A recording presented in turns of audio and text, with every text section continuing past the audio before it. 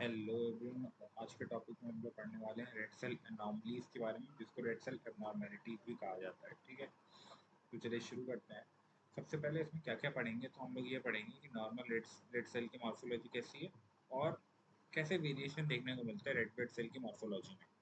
जब भी आप लोग पेरिफेरल ब्लड स्मीयर देखते हो तो बच्चों का ये प्रॉब्लम होता है, सर ये कैसे पता लगाएं कि एनीमिया है कि नहीं है या कोई प्रॉब्लम है कि नहीं है, पेरिफेरल ब्लड स्मीयर में आके देखना ही क्या है। आज ये सारे सवालों के जवाब यहीं मिल जाएंगे इन 10 मिनट्स। ओके, चलिए शुरू करते हैं। रेड ब्लड सेल एनॉमलीज या फिर एबनॉर्मलिटीज क्या है? आरबीसी के साइज, शेप, कलर या फिर उसमें कोई इंक्लूजन बॉडी का पाया जाना, ठीक है, या फिर इंटरनल स्ट्रक्चर का पाया जाना, पेरिफेरल ब्लड स्मीयर में दिखना, इसको हम लोग बोलते हैं रेड सेल एनॉमलीज। यानी कि जब हमने पेरिफेरल ब्लड स्मीयर बनाई, उसको हमने माइक्रोस्कोप में देखा, तो हमें क्या दिखा कि रेड ब्लड सेल था, उसका जो नॉर्मल साइज था उसमें फ़र्क नज़र आ रहा है। ठीक है, और उसका जो शेप था उसमें भी फ़र्क नज़र आ रहा है। तो हमने क्या बोला कि वहाँ पे कुछ गड़बड़ है। ठीक है, अब ठीक कैसे कैसे ये चेंजेस आ कह सकते हैं, ठीक है, या फिर सबसे पहले इसमें देखते आएंगे कि नॉर्मल रेड ब्लड सेल की मॉर्फोलॉजी आखिर होती क्या है, नॉर्मल क्या चीज़ है। ठीक, तभी तो पता लगा होगी कि अब नॉर्मलिटी कैसी है। तो नॉर्मल आरबीसी कैसा होता है सबको पता होना चाहिए अभी तक तो, कि बाइकॉन्केव शेप का है। ठीक, उसका जो 1/3 एरिया होता है आरबीसी के डायमीटर का, वो पेल दिखता है कलर के अंदर में। ठीक, ये देखिए 1/3 एरिया आपका पेलेट नजर आ रहा है। ठीक, नॉर्मल कलर कैसा होगा, नॉर्मोक्रोमिक दिखाएंगे। नॉर्मल कलर के लिए हम कौन सा वर्ड यूज़ करते हैं, नॉर्मोक्रोमिक। एवरेज साइज आरबीसी का कैसा होता है, 7 से 8 माइक्रोमीटर जिस इन डायमीटर, जिसको हम नॉर्मोसिटिक कहते हैं। इसी टर्म को हम लोग यूज़ करते हैं अनीमिया में, जब हम यूज़ करते हैं नॉर्मोसिटिक, नॉर्मोक्रोमिक। ठीक है, यानी कि उस बंदे को कुछ भी नहीं है, अनीमिक नहीं है वो। ठीक, ठीक है। अब जरा एक चीज़ याद रखना कि जब भी हमें आरबीसी को कंपेयर करना होता है, मतलब तुम्हें कैसे पता है कि तुम जो आरबीसी देख रहे हो वो सही है। तो हमेशा जब भी आरबीसी देख रहे हो वो सही हो, कैसे पता लगाओ, तो आरबीसी के साइज को कंपेयर कर लो लिम्फोसाइट से। लिम्फोसाइट का न्यूक्लियस और आरबीसी का साइज ऑलमोस्ट सेम होता है। तो हम लोग क्या करते हैं, लिम्फोसाइट उठाते हैं, उसके न्यूक्लियस से आरबीसी के साइज को मैच कर लेते हैं। दोनों का साइज सेम है, कलर ठीक दिख रहा है, तो हम क्या बोलेंगे, नॉर्मोक्रोमिक, नॉर्मोसिटिक। ठीक। हम्म। अब कॉजेज क्या क्या है, ठीक, कि ये एबनॉर्मेलिटीज आई, आखिर ये गलती हुई कैसे, आरबीसी कैसे हमें गलत दिख रहा है। तो हो सकता है कि एरिथ्रोपोइसिस जो था वही एबनॉर्मल हो गया था। ठीक, प्रोडक्शन और आरबीसी में ही गलती थी। जो हीमोग्लोबिन था उसकी फॉर्मेशन ही कम हुई, तो कलर हो सकता है हमें गलत दिख रहा हो। आरबीसी जो था उसको चोट लग गई बनने के बाद, या फिर हो सकता है कि एरिथ्रोपोइसिस में ही बढ़ गया था, एरिथ्रोपोइसिस बहुत ज़्यादा होने लग गया, तो इमेच्योर आरबीसी आ गए। ठीक, मैच्योर आरबीसी आई ही नहीं। इन कॉलेज से हमें देखने को आखिर मिलता क्या क्या है, तो आपने कौन कौन से मेन शब्द सुने होंगे। आपने एनाइसोसाइटोसिस सुना होगा, जिसका मतलब होता है वेरिएशन इन साइज। आपने पॉइक्लोसाइटोसिस सुना होगा, जिसका मतलब होता है वेरिएशन इन शेप। आपने फिर हाइपोक्रोमिक हाइपरक्रोमिक सुना होगा, जिसका मतलब होता है वेरिएशन इन कलर। और फिर आपने देखा होगा presence of fragments in RBC, जिसको हम बोलते हैं इंक्लूजन बॉडीज। ठीक है, ये नेक्स्ट चीज़ है जो आप लोगों को देखने को मिलती है। ठीक है, एनाइजोएटोसिस के कारण ही आपको माइक्रोसिटिक और मैक्रोसिटिक शब्द मिले हैं, जिससे माइक्रोसिटिक और मैक्रोसिटिक एनीमिया का पता चलता है। चलिए, एनाइजोसाइटोसिस का मतलब होता है अनइक्वल साइज होना। ठीक, डायमीटर ही बदल गया है। ठीक है, जो आपका आरबीसी था उसका डायमीटर में ही चेंज आ गया है।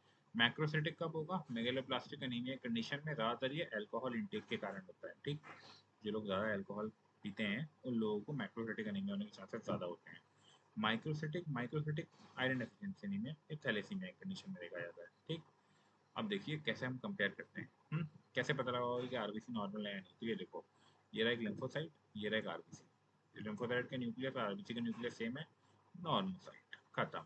80 से 100 के बीच में फेमटोलीटर एमसीवी, मीन कॉर्पस्कुलर वॉल्यूम इसकी आ गई, सही है। माइक्रोसाइट में ये देखिए, ये रहा न्यूक्लियस, ये रहा आरबीसी। ठीक, 80 फेमटोलीटर से छोटा, 80 फेमटोलीटर से छोटा। मैक्रोसिटिक, ये रहा लिम्फोसाइट, ये रहा आरबीसी। देख रहे हैं कितना बड़ा हो गया। ठीक, इसको बोलते हैं, ठीक, 100 सेंटीमीटर से बड़ा होता है तब। ठीक है, ऐसे कंपेयर करके हम एनाफसाइटोसिस पता लगाते हैं। ठीक, पॉइक्लोसाइटोसिस, पॉइक्लोसाइटोसिस का सिंपल सा मीनिंग है variation in shape. Different different type की शेप होती है, लगभग 10 से 12 तरीके की शेप होती है। ठीक, ठीक है।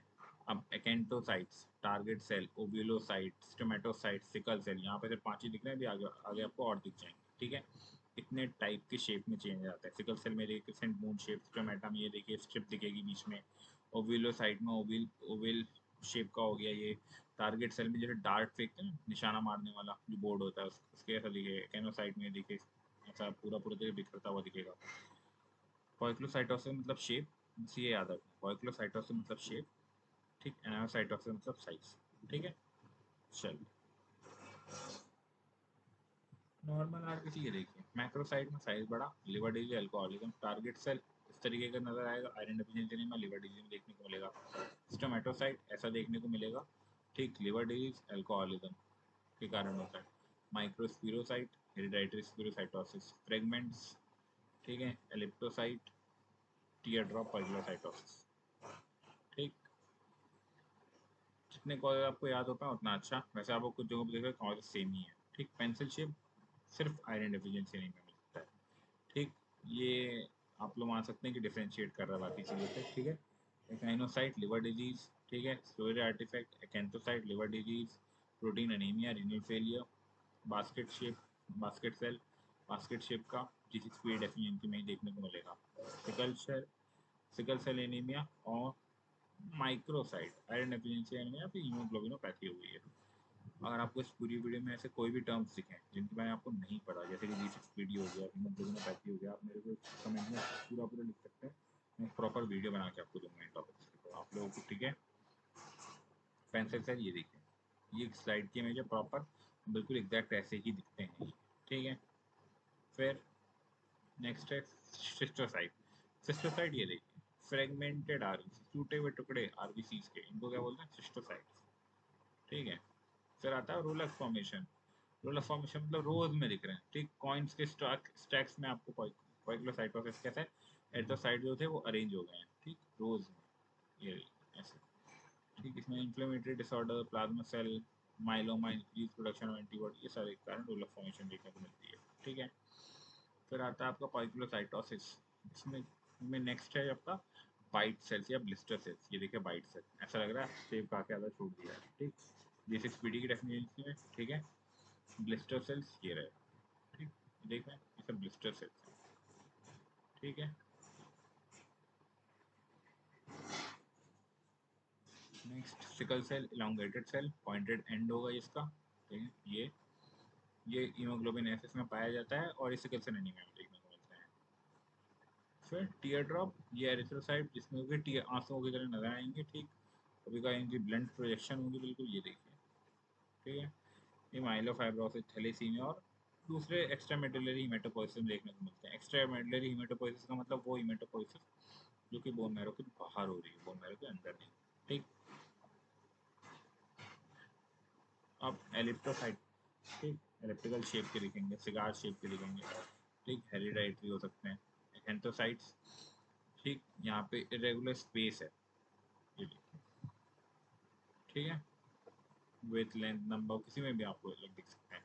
एकाइनोसाइट, बर्ड सेल्स, ये देखिए, इक्वल डिस्टेंस पे प्रोजेक्शन नजर आएंगे, ठीक। फिर बुल साइज, सेंट्रल कॉन्सेंट्रेशन होगा हीमोग्लोबिन का, ये देखिए हीमोग्लोबिन बीच बीच में इकट्ठा हो जाएगा, ठीक है। और आपको बुल्स की आई की तरह दिखेगा, ठीक।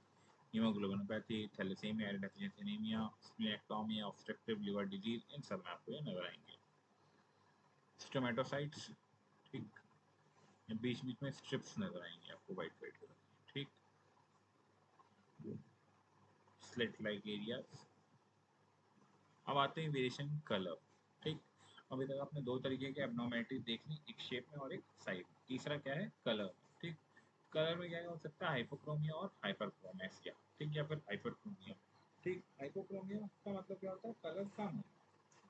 तो हाइपोक्रोमिया में ये देखिए आपको साइड में आरबीसी नजर आ रहे हैं, सॉरी साइड में कलर नजर आ रहा है आरबीसी में, बीच बीच में आपको ये ब्लर नजर आ रहा है, कलर नहीं है वहाँ पे। और यहाँ पर देखिए पूरा पूरा एक डीप रेड कलर का। कभी कभार आपको ऐसा आरबीसी दिखेगा जो कि हल्का ग्रेइश होगा, ठीक है, लिटरली वो ग्रे ग्रे दिखता है। ये कब होगा, जब आरबीसी मैच्योर हुआ ही नहीं है। मैच्योर नहीं होगा ना, तो वो क्या करेगा, वो यूसिन रेड कलर भी ले लेगा, एचबी जो होगा वो रेड कलर ले लेगा, और आरएनए जो होगा वो ब्लू कलर ले लेगा। इसी कारण वो ग्रेइश ब्लू नजर आएगा, ठीक। ये देखिए, पॉलीक्रोमेटिक आरबीसी बोलते हैं इसको, जो ग्रेइश वाले होते हैं, ठीक है। ये हाइपोक्रोमेटिक एरिथ्रोसाइट, ये देखिए पूरे पूरे भरे हुए। और ये क्या है, हाइपोक्रोमिक एरिथ्रोसाइट्स, ठीक है, थोड़े थोड़े भरे। फिर यहाँ पे आपको अलग अलग चीज़ें एक साथ देखने को मिल रही होंगी, वेरिएशन, शेप, साइज, फिर कलर्स में भी। फिर आता है variation in the content. Content का मतलब क्या होगा, चौथा टाइप, यानी कि इंक्लूजन बॉडीज का पाया जाना। ठीक है, क्या क्या मिल सकता है एक आरबीसी के अंदर, DNA, haemoglobin, iron deposit, haemoglobin और राइबोसोम। ये 5 चीज़ें मेनली होंगी जो कि आरबीसी के अंदर नहीं दिखनी चाहिए एक पेरिफेरल ब्लड में, पर वो दिख रही हैं। ठीक है, बेसोफिलिक स्टिपलिंग, वैसे इनका नाम क्या क्या होता है, haemoglobin H inclusion, Pappenheimer bodies, Heinz bodies और होवल जोली बॉडीज। ये टर्म्स बहुत बार यूज होंगे हेमाटोलॉजी में, तो आपको पता होना चाहिए क्या मतलब है उसका। होवल जोली बॉडी क्या है, डीएनए है। हाइंस बॉडी क्या है, हीमोग्लोबिन है। पेपेनेमा बॉडी क्या है, आयरन डिपॉजिट है। हीमोग्लोबिन एच क्या है, हीमोग्लोबिन है। ठीक, बेसोफिलिक स्टिपलिंग का मतलब राइबोसोम। ठीक,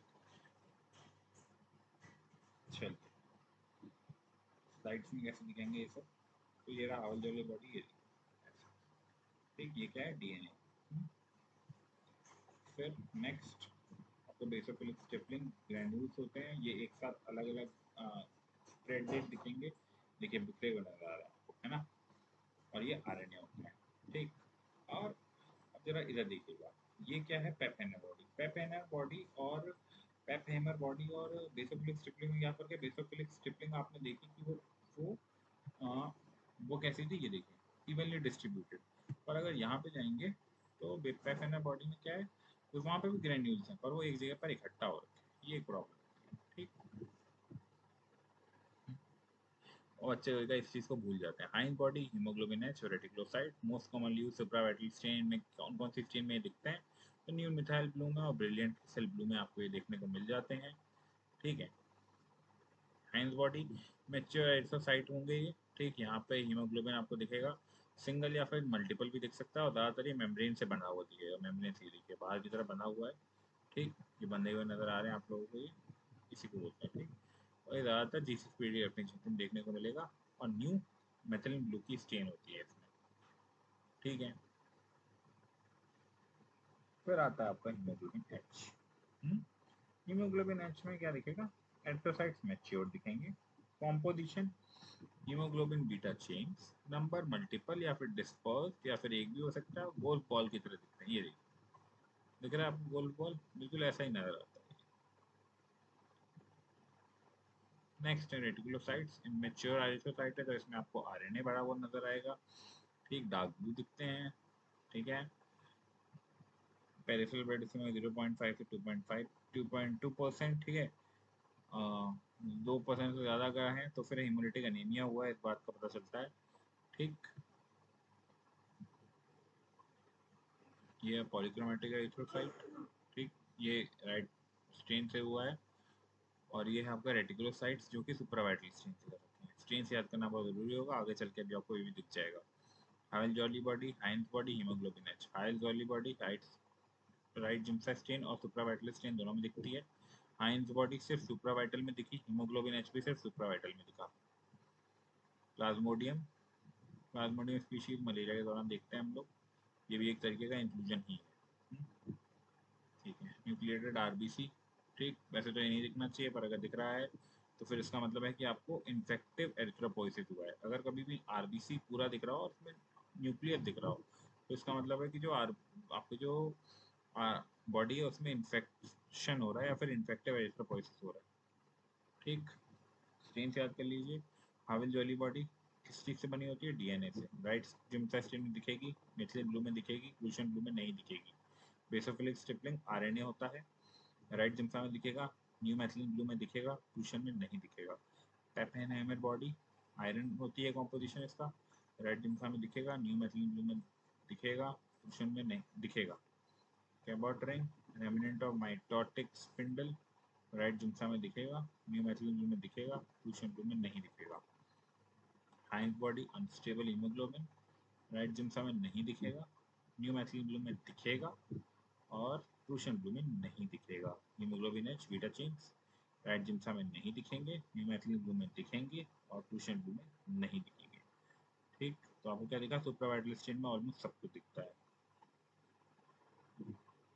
ये एक चार्ट है जिसमें सारे सारे चेंजेस दिखाए गए हैं, साइज का वेरिएशन, नॉर्मल, माइक्रोसेटिक, मैक्रोसेटिक, ओवल, हाइपोक्रोमिक। ठीक, फिर क्या है, कलर हीमोग्लोबिन का डिस्ट्रीब्यूशन के कारण, ठीक है, कितना ज़्यादा हाइपोक्रोमिक है मैक्रोसाइट, ठीक है, +1 है, +2 है, +3 है, +4 है। फिर shape variation, virocyte, helmet shape, teardrop, burr cell, sickle cell, ठीक है, फिर रेड सेल डिस्ट्रीब्यूशन।